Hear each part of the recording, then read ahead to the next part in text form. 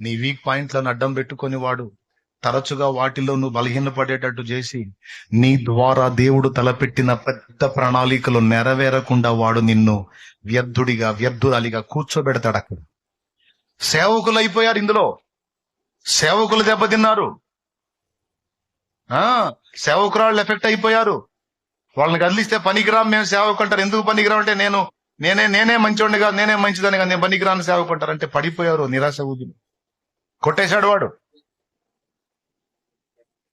రోషం కలిగి దేవుని కొరకు భగ్గున మండుతారనుకున్నాడు, దర్శనమలై కూర్చున్నారు.